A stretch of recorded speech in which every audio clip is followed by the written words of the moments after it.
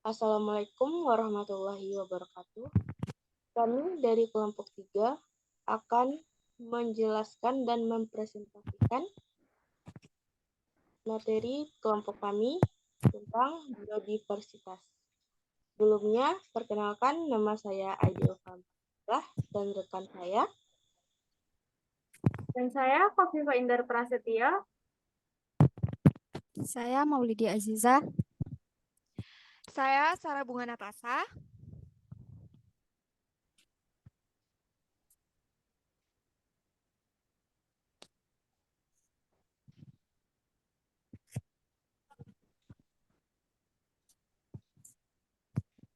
Baiklah, topik pembahasan kami yaitu pengertian biodiversitas, hubungan biodiversitas dengan taksonomi, permasalahan yang terjadi pada biodiversitas di Indonesia. Materi pertama yaitu pengertian biodiversitas yang akan dijelaskan oleh rekan saya, Maulidi Azizah. Silakan. Makasih moderator. Yang pertama yaitu pengertian biodiversitas atau keanekaragaman hayati. Menurut Science Daily, keanekaragaman hayati adalah keanekaragaman spesies dan gen hewan, mikroorganisme, dan tumbuhan yang ditemukan di bumi, termasuk hubungan dan proses alaminya. Singkatnya, keanekaragaman hayati adalah keanekaragaman makhluk hidup yang terjadi karena adanya perbedaan. Keanekaragaman hayati penting karena keanekaragaman hayati memiliki manfaat bagi kelangsungan hidup ekosistem. Di antaranya yaitu menyediakan sumber daya hayati seperti makanan dan obat-obatan, serta jasa ekosistem seperti perlindungan air, tanah, iklim, dan nutrisi. Manfaat keanekaragaman hayati juga dikaitkan dengan nilai ekonomi dan perannya dalam pembangunan berkelanjutan, seperti menjaga keseimbangan alam. Pendapatan yang dihasilkan dari perikanan, kehutanan, dan pertanian menunjukkan pentingnya keanekaragaman hayati secara ekonomi. Selanjutnya yaitu tingkat keanekaragaman hayati.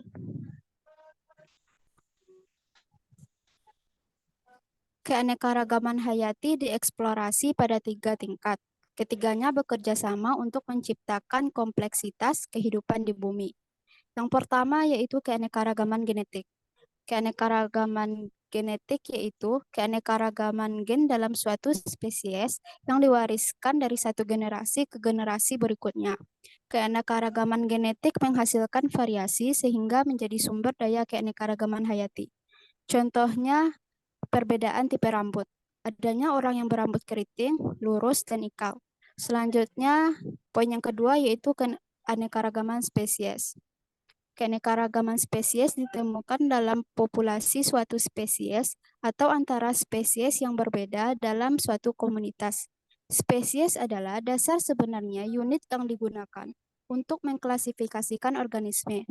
Di alam, jumlah dan jenis spesies serta jumlah individu per spesies berbeda-beda, sehingga menyebabkan keanekaragaman yang lebih besar. Contohnya yaitu genus Felis, diantaranya kucing leopard, kucing rumahan, dan kucing hutan. Selanjutnya yaitu poin ketiga yaitu keanekaragaman ekosistem. Ekosistem adalah sekumpulan makhluk hidup yang berinteraksi satu sama lain dengan unsur tak hidup lingkungannya. Artinya, ekosistem adalah komunitas organisme dan lingkungan fisiknya yang saling berinteraksi. Oleh karena itu, keanekaragaman ekosistem adalah keanekaragaman habitat atau tempat di mana suatu organisme atau populasi organisme hidup secara alami yang mencakup berbagai bentuk kehidupan di dalamnya.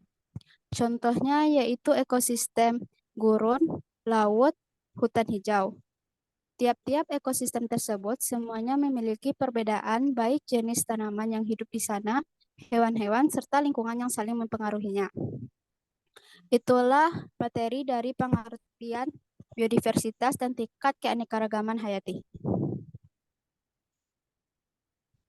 Baiklah, selanjutnya hubungan biodiversitas dengan taksonomi yang akan dijelaskan oleh rekan saya, Indar Prasetyo. Silakan. Terima kasih pada moderator. Baiklah, saya akan menjelaskan tentang hubungan taksonomi dengan biodiversitas. Jadi, teman-teman, diperkirakan terdapat 8,7 spesies di planet ini. Sehingga dengan itu diperlukannya sistem yang kuat untuk memberi nama, mendeskripsikan, dan mengatur yang begitu banyaknya kehidupan. Untuk melakukan tugas ini, keanekaragaman hayati bergantung pada taksonomi. Jadi, di sini kita akan membahas apa sih itu taksonomi. Jadi, taksonomi adalah sistem ataupun ilmu yang membantu mengidentifikasikan dan mempelajari spesies sehingga kita dapat mengenali dan melestarikannya. Mengapa sih mengatur dan mengklasifikasikan makhluk hidup ke dalam spesies, genera, ataupun famili? Jadi, karena adanya banyak spesies makhluk hidup di dunia. Begitupun, karena terlalu banyaknya spesies ini sangat membingungkan bagi kita untuk mempelajarinya, apalagi melestarikannya. Nah, khususnya dalam artikel maupun komunikasi ilmiah. Jadi, sehingga tidak ada metodologi yang seragam dan diterima secara global untuk membantu itu. Namun, di sini taksonomi mengatur dan mengklasifikasikannya, karena taksonomi adalah ilmu untuk memberikan nama, mendeskripsikan, dan mengatur bentuk-bentuk kehidupan di bumi.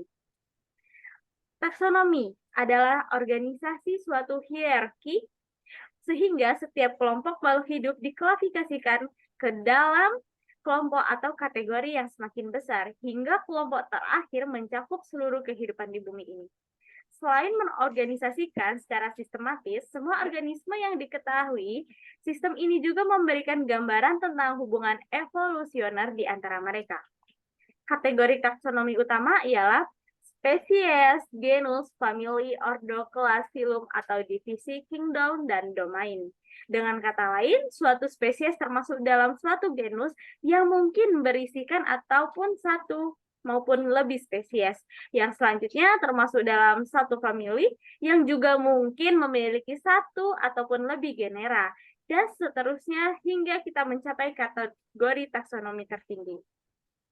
Namun yang perlu kita bahas, kenapa sih taksonomi menggunakan nama-nama ilmiah? Kenapa tidak menggunakan dengan bahasa kita? Jadi, salah satu contoh kasus yang telah ditemukan ialah banyaknya bahasa sehingga menimbulkan banyaknya nama dan kebingungan yang semakin membingungkan. Hal ini yang terlalu luas di penyebaran wilayah sehingga para ilmuwan mengutamakan menggunakan bahasa ilmiah. Pentingnya nama ilmiah, nama yang unik yang terdiri dari dua bagian, tata nama dan binomial, sehingga setiap nama hanya mengacu pada satu spesies tertentu yang diketahui, sehingga menjadi standar tata nama makhluk hidup di seluruh dunia. Oke. Namun di sini kita akan lanjut, yaitu tentang taksonomi tidak hanya sebagian besar didasarkan pada data fisik morfometrik ataupun didasarkan pada data fisik morfometrik ekologi dan geografis. Namun juga taksonomi sekarang menjadi lebih akurat dan dengan data genetik. Mengapa begitu? Oke, dalam beberapa tahun terakhir, alat modern untuk menganalisis data genetik atau yang disebut penanda molekuler telah memungkinkan untuk melihat perbedaan dalam genom yang sebelumnya tersembunyi. Perbedaan-perbedaan ini memungkinkan klasifikasi spesies, subspesies, varietas, ataupun populasi baru dengan nilai konversi tinggi, terutama dalam situasi di mana data klasik tidak cukup untuk membedakannya. Sehingga karena itu kita bisa melestarikan apa yang kita ketahui, maka taksonomi merupakan alat fundamental tidak hanya untuk memahami kehidupan di bumi, namun juga untuk konversi keanekaragaman hayati ini. Selanjutnya saya akan menjelaskan tentang urutan tingkat takson dari yang tertinggi ke yang terendah. Baik, di sini tingkat takson hewan dan tumbuhan akan dibedakan. Tingkat takson tumbuhan, hewan, dan kami melampirkan juga pada gambar ini tingkat takson dengan bahasa Indonesia, contoh klasifikasinya. Mari kita ambil contoh. Saya akan memberikan contoh tingkat takson pada hewan. Baik, kita ambil yaitu di serigala.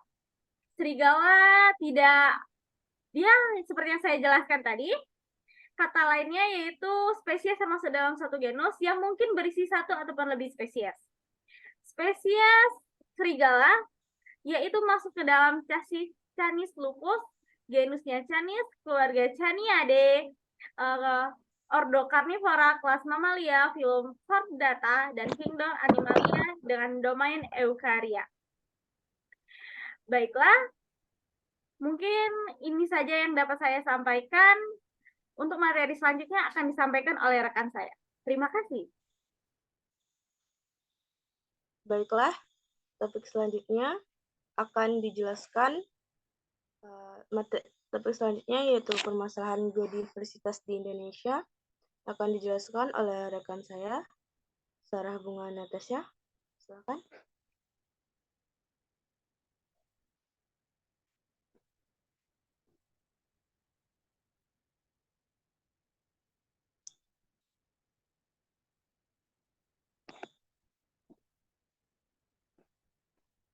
Itu loh, mic-nya dibisuin. Mana ada suaranya? Iya, mic-mu.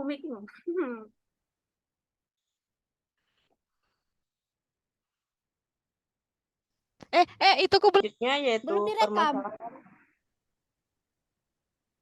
Baiklah, topik selanjutnya yaitu permasalahan biodiversitas di Indonesia yang akan dijelaskan oleh rekan saya, Sarah Bunga Natasha. Silakan. Terima kasih kepada moderator.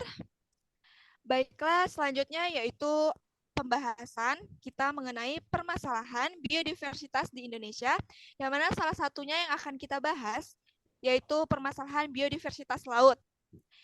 Biodiversitas laut yaitu permasalahannya yang pertama yaitu kerusakan terumbu karang, terutama disebabkan oleh penambangan karang, yaitu penggunaan bahan peledak bom dan racun untuk memanen ikan karang dan biota laut lainnya, serta sedimentasi dari erosi tanah dataran tinggi dapat ditemukan hampir di seluruh wilayah kepulauan.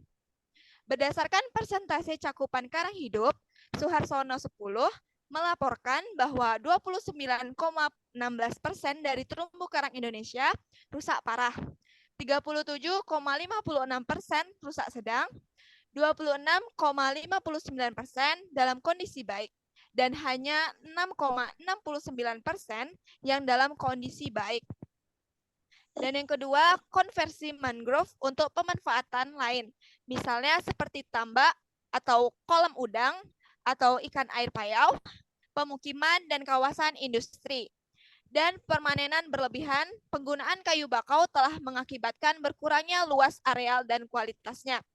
Di Indonesia sendiri, luas mangrove telah menurun dari 4,25 kali 106 hektar pada tahun 1982 menjadi 3,80 kali 106 hektar pada tahun 1993.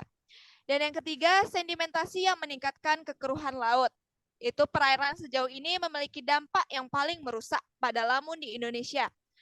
Penambangan karang berat dan koleksi dari dataran terumbu seperti di Kepulauan Seribu, pulau-pulau dan pesisir Bali juga mengalami kerusakan padang lamun. Dan yang terakhir yaitu erosi pantai. Sebagian besar di Indonesia disebabkan karena tidak tepat pembangunan atau konstruksi pesisir. Dan fenomena ini biasa terjadi di Indonesia. Baik, mungkin itu saja yang dapat saya sampaikan. Saya kembalikan ke moderator.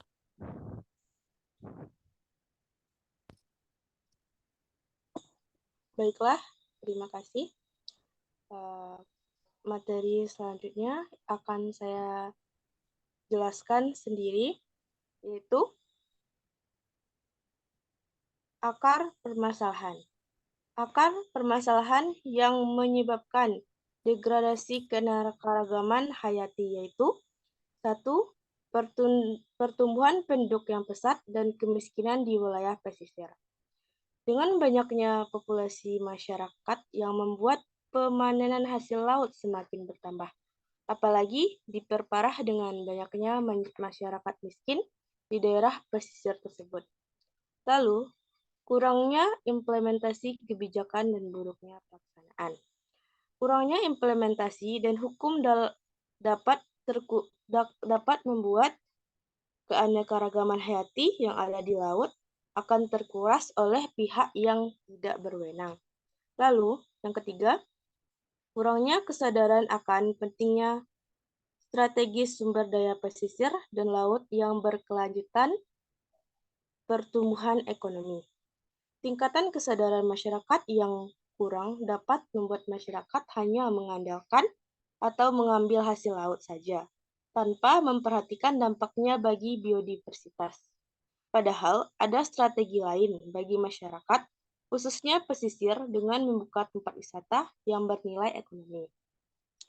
Lalu yang keempat, kurangnya kemauan politik untuk menerapkan kebijakan berkelanjutan, prinsip-prinsip pembangunan sumber daya kelautan pemanfaatan. Kebijakan-kebijakan politik yang masih lemah dapat membentuk atau membuat pihak lain mengeksplorasi hasil laut secara besar-besaran. Yang selanjutnya, kurangnya pengakuan terhadap adat, hak dan pengetahuan adat, komunitas berbasis partisipasi, dan pemberdayaan masyarakat lokal pemerintah. Kurangnya pengakuan terhadap adat ataupun pemberdayaan masyarakat lokal akan membuat pengetahuan tentang pentingnya menjaga biodiversitas sehingga masyarakat hanya tahu cara mengambil tanpa memperhatikan dampaknya. Selanjutnya, kurangnya pendekatan terpadu di bidang pesisir dan pesisir pengembangan sumber daya kelautan. Kurangnya pendekatan terpadu di daerah pesisir dapat membentuk penduduk pesisir yang tidak tahu akan sumber daya kelautan, yang tidak tahu menahu tentang menjaga biodiversitas itu sendiri. Lalu, kurangnya sumber daya manusia yang mampu. Kurangnya sumber daya masyarakat yang mampu akan membuat masyarakat tidak dapat menjaga kelestarian biodiversitas yang ada di daerah, khususnya di daerah laut. Selanjutnya, kurangnya informasi sebagai landasan rasional dan pengelolaan sumber daya laut yang optimal. Hal ini berkaitan dengan masyarakat yang mampu menjaga dan melestarikan biodiversitas, namun sekarang ini banyak orang yang abai, bahkan tidak peduli akan hal itu. Selanjutnya, strategi yang dapat kita lakukan untuk melestarikan biodiversitas yang ada di Indonesia, khususnya di daerah pesisir. Yang pertama yaitu menstabilkan populasi manusia. Jika populasi manusia stabil, maka permintaan akan hasil laut akan stabil pula. Yang kedua, mengurangi konsumsi material, penggunaan dana abadi. Mengurangi konsumsi material akan hasil laut akan membuat keanekaragaman hayati laut terjaga. Yang ketiga, memastikan kemajuan dan kelanggengan kawasan konversi dan memperhitungkan biaya ekonomi. Hal ini dapat dilakukan dengan membuka tempat wisata di daerah pesisir, sehingga dapat mengurangi eksplorasi hasil laut di daerah pesisir. Namun, tentu hal ini juga harus diiringi dengan peraturan yang bisa menjaga kelestarian di daerah pesisir laut itu sendiri. Baiklah, sekian dari penjelasan kelompok kami. Mohon maaf jika ada salah kata. Assalamualaikum warahmatullahi wabarakatuh.